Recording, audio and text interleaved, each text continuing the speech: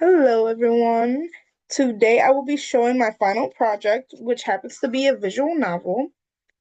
And so the story behind this project is that I wanted to create a world where you play as an archaeologist who falls off their ship and gets stuck on an island. But once you make it to this island, you realize that it's not what it seems, that this island is filled with monsters. It's populated by monsters.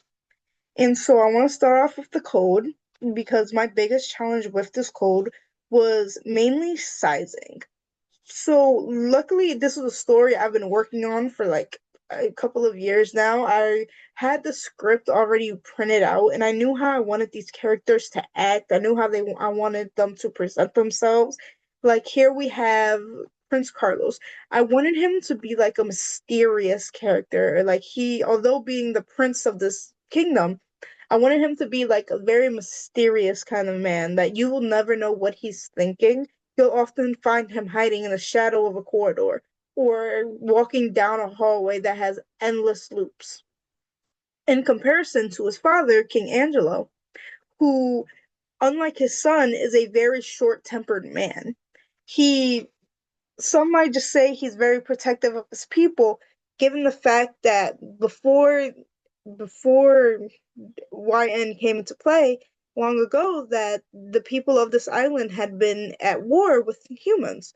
So when YN shows up to the island, let's just say the king and the prince aren't very impressed. And so here we have all of our info. Like we have the images, and I wanted each character to have like I wanted every character to be very expressive. I wanted to have like, oh, multiple reactions. And so you'll have so far there's four characters, and that's including the prince, the king, a ghost, and YN. And so what had also been a challenge was sizing these images to fit the screen properly. My first time doing this, I had crashed the whole thing and I had to delete it. I almost cried. And so I've learned from my mistakes. I've learned to be better with them. And so here's the basic script. Like here's the snippet of how YN comes to the island, how they first come across the king and prince and the ghost. And I wanted it to be a choice-based game. Like your actions will have consequences. I wanted it to be very interactive too.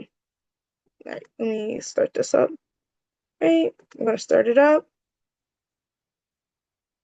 The Lost Princess scene. All right, I'm gonna click through this really fast.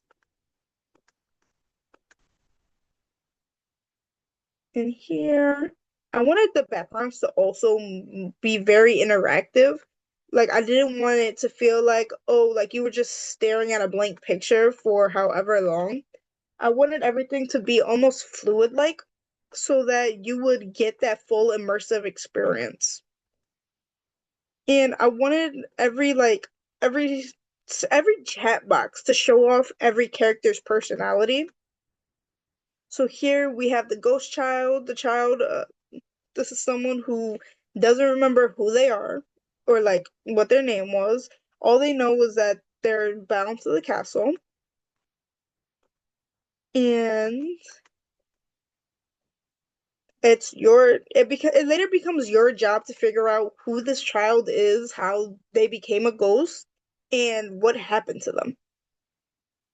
And then you come across the mysterious Prince Carlos, who, like his father, is very unimpressed to see a human here.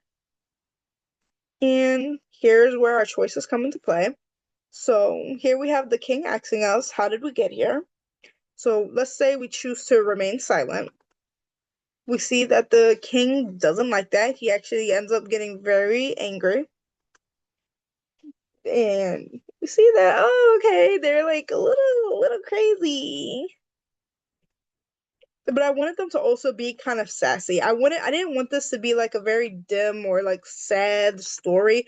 I wanted it to be a very like I wanted it to have some aspect of comedy to it because although like the storyline can get rather sad, I wanted it to be like, oh, you're going through all different types of emotion.